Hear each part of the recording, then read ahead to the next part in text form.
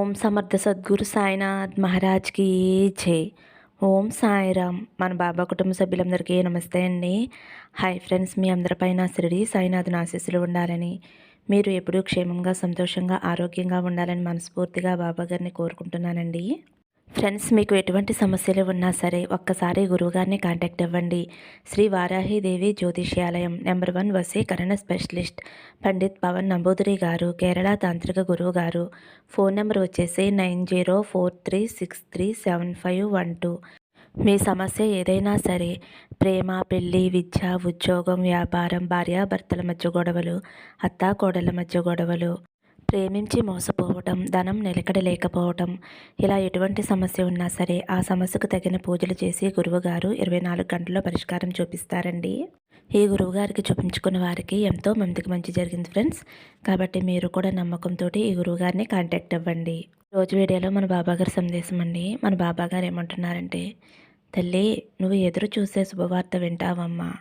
నా మీద నమ్మకంతో వీటిలో ఒక నెంబర్ తాకు అని అయితే మన బాబాగారు మనందరి కోసం చాలా అంటే చాలా చక్కటి సందేశం తీసుకొచ్చారండి. మరి మన బాబాగారు ఇలా ఎందుకు చెబుతున్నారో ఆయన మాటల్లోనే తెలుసుకుందాము. ఫ్రెండ్స్, థంబ్నెయిల్ చూశారు కదండి, 3 నెంబర్స్ ఉన్నాయి కదా. మీరైతే ఒక నెంబర్ మనసులో అనుకోండి. బాబాగారు ఏం చెప్పబోతున్నారు ఆయన మాటల్లోనే తెలుసుకోండి.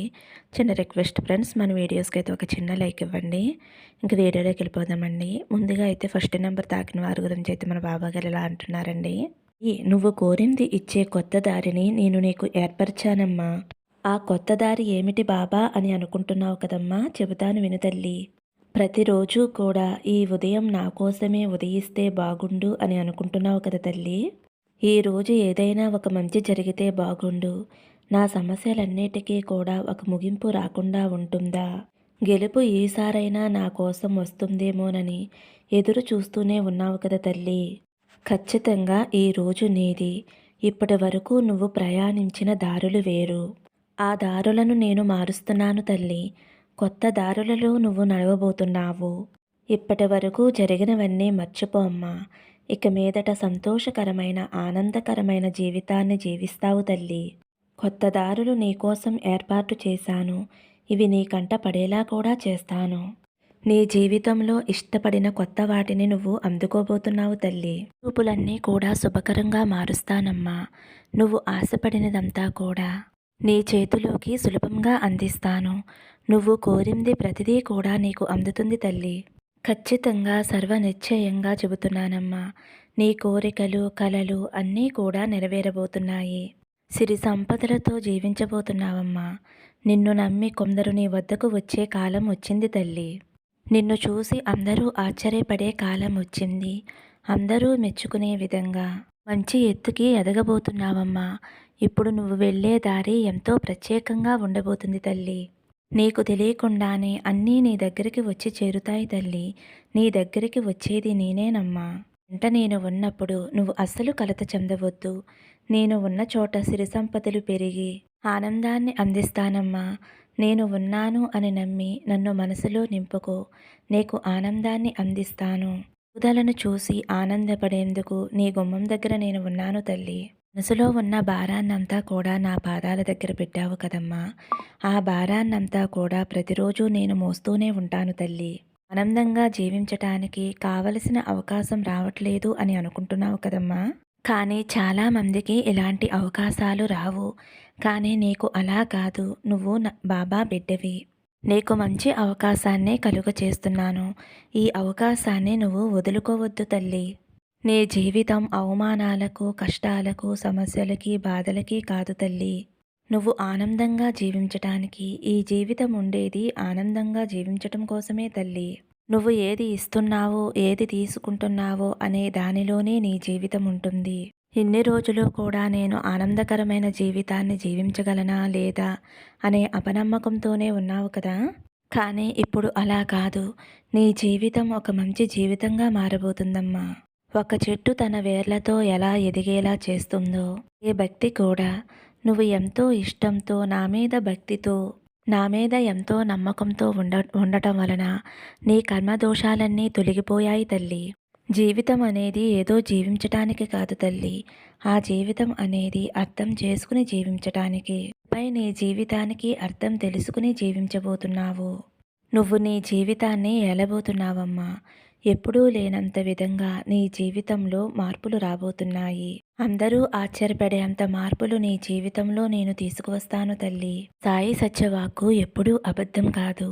ఈ సమయంలో నీకు ప్రమాణం చేస్తున్నాను. ఇక మీదట నీకు వచ్చే ఉద్యోగం, పదవి, డబ్బు, అవకాశాలు, సంతానం, సంతోషం అన్నీ కూడా నీకు అతి త్వరలో దక్కబోతున్నాయమ్మా. నువ్వు నా దగ్గర చేచాచి అడిగిన భాగ్యాలన్నీ నీ ఇంటి గుమ్మంలో పెడతాను తల్లి. అవును తల్లి, నీ కన్నీటికి బదులు ఇస్తానమ్మా. నీ ఎదురు చూపులన్నీ కూడా ఖచ్చితంగా ఫలించేలా చేస్తాను. విసుగు చెందిపోయిన నీ జీవితం సంతోషమయం చేస్తాను. చేదు అనుకున్న సంభవాలన్నీ తీయగా మారుస్తాను తల్లి. తప్పకుండా ఇక నుంచి కొత్త దారిలో నడుస్తావు. గెలుపు అనే దారిలో నడుస్తావమ్మా. ఎలాంటి అడ్డంకులు లేకుండా విజయం వెనక నువ్వు పరిగెడతావు తల్లి. ఇక నుంచి నీ జీవితం ఏలేందుకు తయారుగా ఉండు తల్లి. నా మీద నమ్మకంతో ఉండమ్మా. అంతా మంచే జరుగుతుంది. ఫ్రెండ్స్, మొదటి నెంబర్ తాకిన వారి గురించి అయితే మన బాబాగారు ఇలా చెప్తున్నారండి. ఇప్పుడు రెండవ నెంబర్ తాకిన నా బిడ్డ ఎవరైతే ఉన్నారో, బిడ్డ, నీ ఇంట్లో విజయదేవత నివసిస్తుందమ్మా. విజయదేవత ఏ ఇంట్లోనూ నిలబడదు. ఆ దేవతను నీ ఇంట్లోకి నేను పంపిస్తున్నానమ్మా. నీకు కొన్ని పరీక్షలు ఉన్నాయి. అర్థం కాలేదా తల్లి? అర్థం కాకపోతే విను, నీకు అర్థమయ్యేలా చెబుతాను. పాలను కాచి తోడి పెడితేనే కదా పెరుగవుతుంది. పాలని కష్టపెడితేనే కదా మనకి పెరుగు వస్తుంది. పెరుగును ఎంతో కష్టపెట్టి చిలికితేనే కదా వెన్న వస్తుంది. ఆ వెన్నని ఎంతోసేపు పొయ్యి మీద పెట్టి కాస్తేనే కదా నెయ్యి వస్తుంది. పాల కంటే పెరుగు గొప్పది. పెరుగు కంటే వెన్న గొప్పది. వెన్న కంటే నెయ్యి గొప్పది. దీని అర్థం ఏమిటో నీకు తెలుసా తల్లి? ఎంత కష్టం అనుభవిస్తే అంత పేరు ప్రఖ్యాతులు వస్తాయమ్మా. అది మనుషుల జీవితాలలో కూడా. పాలను ఒకరోజు మాత్రమే ఉపయోగించుకోగలం. తర్వాత పాడైపోతాయి. ఒక్క చుక్క పెరుగు వేశాము అంటే పెరుగుగా మారి 2 రోజులు నిల్వ ఉంటుంది. పెరుగుని చిలుకితే వెన్న వస్తుంది. ఈ వెన్న 3 రోజులు ఉంటుంది. కానీ వెన్నని వేడి చేసి మరిగిస్తే నెయ్యిగా మారుతుంది. ఆ నెయ్యి చాలా రోజులు నిల్వ ఉంటుంది కదమ్మా. ఒక్క రోజులో పాడయ్యే పాలు నెయ్యి రూపంలో మారి ఎక్కువ రోజులు నిల్వ ఉంటుంది. అలాగే ఎంత కష్టపడితే తల్లి అంత ఎత్తుకి చేరుకోగలవు తల్లి. నీకున్న కష్టాలతోటి బాధలతోటి కాగిపోతున్నావు. అప్పుడు నీకొచ్చే ఆనందం ఎక్కువ రోజులు నిలబడుతుంది అని గుర్తుంచుకో తల్లి. నీ బాధలకి కష్టాలకి కారణం ఏమిటి అంటే ముందు నిన్ను నువ్వు అర్థం చేసుకోవాలి తల్లి. ఉన్న ఆత్మశక్తిని నువ్వు తెలుసుకోవాలి. ఎప్పుడూ సాధించినటువంటి విజయాన్ని నువ్వు సాధించాలి. ఆ విజయం నీకు నిరంతరం ఉండాలమ్మా. ఎన్ని శోధనలు నీ జీవితంలో అనుభవించావు. అయితే భవిష్యత్తులో విజయం సొంతం చేసుకుంటున్నావు అని అర్థం తల్లి. విజయదేవత నీ ఇంట్లో నివసిస్తుంది అని తెలుసుకో అమ్మా. కష్టం మీద కష్టం చూసినప్పుడే, బాధల మీద బాధలు చూసినప్పుడే నిరంతరం ఆనందం పొందగలవు తల్లి. అలాగే నీ జీవితం నిర్ణయింపబడింది. ఉలిదెబ్బలకి తట్టుకుంటేనే కదా రాయి శిల్పంగా మారుతుంది. అలాగే కష్టం అనే దెబ్బ నువ్వు ఎదుర్కొన్నావు అంటే సుఖం అనే పదం నీకు దక్కుతుంది తల్లి. కష్టం వచ్చినప్పుడు దానిని తట్టుకునే గల శక్తి నాకు ఇవ్వు బాబా అని అనుకో తల్లి. ఎందుకంటే కష్టం లేని మనిషి ఎవ్వరూ లేరు కాబట్టి విజయం కావాలి అంటే పోటీలో నిలబడవలసిందే కదా. ఏదైనా సరే నేను ఎదుర్కొంటాను అనే శక్తి నీలో ఉంటే ఏ కష్టమైనా సరే అది కనిపించకుండా పోతుంది తల్లి. ఓటమి వస్తే అందరూ ఏదో అంటారు అని ప్రయత్నించకుండా ఉండటమే పెద్ద ఓటమి. ఎవరైనా పక్కన పెడితే పెట్టిన చోట నుండే ఎంతో ఎత్తుకు ఎదుగు తల్లి. వాళ్ళని పక్కన పెట్టి నీ జీవితాన్ని నువ్వు జీవించమ్మా. ఎవరైనా నిన్ను విమర్శించినప్పుడు మౌనంగా ఉండు. ఎవరి మాటలకి బదులు ఇవ్వవలసిన అవసరం లేదు. ఒక్కటి గుర్తుంచుకో తల్లి, నేను గెలిచే సమయంలో అన్నీ సాధించగలను అనే నమ్మకమే నీకు పెద్ద గెలుపు తల్లి. నువ్వు ఏది అనుకుంటావో అదే నిజం తల్లి. నువ్వు బలమైన వ్యక్తివి అని అనుకుంటే అదే నిజం. ఏది వచ్చినా స్వీకరించి ఎదుర్కొంటాను అనే పక్వానికి వచ్చావు అంటే ధైర్యం నీ సొంతమవుతుంది. విజయదేవత నీ వెంట వస్తుంది తల్లి. ఇక ముందు ఏమి జరిగినా సరే జరగబోయే దాని గురించి ఆలోచించి తయారుగా ఉండు తల్లి. ఇక్కడ తెలివిగా ఉండేదానికంటే ధైర్యంగా ఉండటం చాలా ముఖ్యం. ఇలా ఎంత పెద్ద కార్యాన్నైనా సరే ఎదుర్కోవచ్చు. కాబట్టి ఏది వచ్చినా ధైర్యంగా ఎదుర్కో, నమ్మకంతో ఉండు. విజయం నీ సొంతమై సంతోషంగా ఉంటావు అనైతే మన బాబాగారు రెండవ నెంబర్ తాకిన వారి గురించి అయితే ఇలా చెబుతున్నారండి. ఇప్పుడు మూడవ నెంబర్ అండి. తల్లి, ఈరోజు నీకు మంగళకరమైన వార్త చెప్పటానికి వచ్చానమ్మా. ఆఖరి వరకు విను తల్లి, ఆనందపడతావు. ఈ రోజు వరకు నీ మనసులో కలల కోట కట్టుకున్నావు కదమ్మా. కలలు నిజమవుతాయి అని ఎన్నోసార్లు చెబుతూనే ఉన్నాను. నీవు ఇప్పుడు ఒక కొత్త ఇంట్లోకి అడుగు పెట్టబోతున్నావు. నువ్వు కోరి కోరి ఆ ఇంటికి వెళ్ళబోతున్నావమ్మా. నమ్మలేకుండా ఉన్నావా తల్లి? దానికి కావలసిన ఎలాంటి దారి లేని సమయంలో ఎలా ఇది సాధ్యం బాబా అని అనుకుంటున్నావా తల్లి? డబ్బు సమస్యలు, కష్టం ఇవే కదా నిన్ను ఎక్కువగా బాధిస్తూ ఉన్నాయి. కొత్త జీవితంలోకి అడుగు పెట్టగలను అని ఇలాగే కదమ్మా అనుకుంటున్నావు. ఏది ప్రాప్తమో అది తప్పకుండా వారికి దొరుకుతుందమ్మా. అందుకు అర్హులైన వారిని నేను తప్పకుండా పంపిస్తాను. ఇదంతా కూడా నా అనుగ్రహమే అని నువ్వు తెలుసుకుంటే నన్ను నువ్వు చూడగలవు తల్లి. నీ జీవితంలో జరిగే అన్ని విషయాలు తెలుసుకుంటే నన్ను చూడగలుగుతావు, నా గురించి తెలుసుకుంటావు. కావాలన్నా ఏది జరగాలన్నా సాయి సంకల్పం ఉండాలి అని గుర్తుంచుకో తల్లి. మనసులో ఉన్నదంతా కూడా నువ్వు చెబితేనే తెలుసుకోవలసిన అవసరం నాకు లేదమ్మా. నిన్ను ఆశీర్వదించి వరాన్ని ఇవ్వకుండా నీ బాబా తండ్రిని ఎక్కడికి వెళతాను చెప్పు తల్లి. మనసుని ప్రశాంతంగా ఉంచుకో. ఎలాంటి గాలిని ధూళిని చేర్చవద్దు. సమయం అతి త్వరలో మారబోతుంది. నువ్వు తలచిన మార్పులన్నీ నీ జీవితంలోకి రాబోతున్నాయి. ఇప్పటి వరకు నువ్వు పడ్డ బాధ, కష్టం, చిరాకులు అన్నిటినీ పాతిపెట్టి కొత్త జీవితంలోకి, కొత్త ఇంటిలోకి మారబోతున్నావు తల్లి. నీకు జీవితం కొత్తగా ఆరంభం అవుతుంది. వసంతకాలం నీ కోసం ఎదురు చూస్తుందమ్మా. ఏ బంధాలు నీతో ఉంటే బాగుండు అని అనుకుంటున్నావో, ఏది జరిగితే నేను సంతోషంగా ఉంటాను అని అనుకుంటున్నావో అవన్నీ తప్పకుండా నీ ఇంటి గుమ్మంలోకి చేరుతాయి తల్లి. నా తలరాత చూస్తే నాకు నమ్మకం కలగటం లేదు బాబా.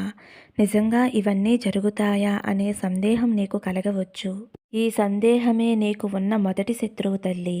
నీకు కావలసిన సంతోషాన్ని, నీకు రావలసిన అదృష్టాన్ని తట్టివేస్తున్న నీ శత్రువు నీ మనసేనమ్మా. ఎన్నోసార్లు చెప్పాను, మంచి తప్పితే ఎలాంటివి కూడా సందేహాలు నీ మనసులోకి రానివ్వద్దు అని. ప్రపంచంలోని అందరికీ కూడా మంచో చెడో వాళ్ళు ఏది తలిస్తే అది జరుగుతుంది. ఏది జరిగినా సరే దానిని ఎదిరించి ధైర్యంగా నిలబడాలి. ఎలాంటి సందర్భంలోనూ దిగులు చెందకూడదమ్మా.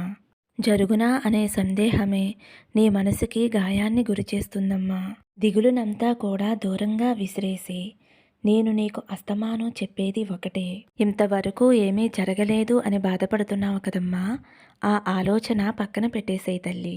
నీకు జరుగును, జరుగుతుంది అని నీ చెవిలో పలుమార్లు చెబుతూనే ఉంటున్నాను. నీకు వినిపించటం లేదా బిడ్డ? నమ్మటం లేదా నన్ను? చెబుతూనే ఉన్నాను, నమ్మకంతో ఉండు, తప్పకుండా మంచి జరుగుతుంది అని. తల్లి, ఎన్నోసార్లు నిన్ను ఆశీర్వదించాను. అనుకూలమైన ఆలోచనలు పెంచుకో. అది సాధకంగా తప్పకుండా ఈ కాలం నీకు సానుకూలంగా మారుస్తుంది అని. ఉత్సాహంగా ఉండమ్మా. నీ జీవితంలో తప్పకుండా నువ్వు గెలుస్తావు. నీతో ఉండనేమో అని అనుకోవద్దు, భయపడవద్దు. నీ మనసులో అనుకునేవి నాకు వినపడుతుందమ్మా. నువ్వు బాధపడితే నాకు కన్నీరు వస్తుందమ్మా. నువ్వు దిగులు పడితే నా మనసు దిగులుగా ఉంటుంది తల్లి. బిడ్డవి కాబట్టి నీ బాధ్యత నాది. నీకు మంచి చెడులు చెప్పవలసిన బాధ్యత నాది తల్లి. బిడ్డ మీద నాకు కోపం రాదమ్మా.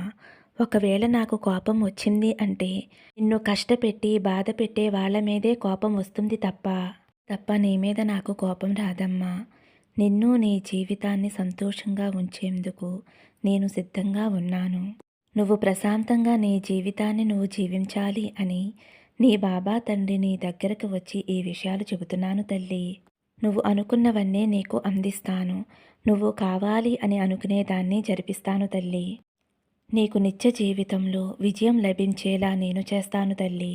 ఈ మంగళకరమైన రోజున సిరి సంపదలతో జీవిస్తావు అని నిన్ను ఆశీర్వదిస్తున్నాను తల్లి. జీవితం శుభకరంగా ఉంటుందమ్మా. కొద్దిగా ఓపికగా ఉండు. మంచి విషయాలు నిన్ను చేరుతాయి. ధన్యవాదాలు బాబా అని నా దగ్గరికి వస్తావు. సంతోషంగా ఉంటావమ్మా. త్వరలో నా సన్నిధానానికి రా తల్లి. నా దర్శనం చేసుకో బిడ్డా. నీకు అంతా మంచే జరుగుతుందమ్మా. నీ సాయి తండ్రి ఉండగా నీకు భయమెందుకు తల్లి అనైతే మన బాబాగారు 3వ నెంబర్ తాకిన వారి గురించి అయితే ఇలా చెప్తున్నారండి. ఫ్రెండ్స్, ఈరోజైతే మన బాబాగారు చాలా అంటే చాలా చక్కటి సందేశం అందించారండి. ఈ సందేశం మీ అందరికీ నచ్చింది అనుకుంటున్నాను ఫ్రెండ్స్. మరి మన బాబాగారు ఏం చెప్పినా మన మంచి కోసమే చెబుతారు కదండి. సందేశం నచ్చితే ఒక చిన్న లైక్ ఇవ్వండి. సర్వే జనా సుఖినో భవంతు. సమస్తం సద్గురు సాయినాథార్పణమస్తు. శుభం భవతు. జై సాయిరామ్.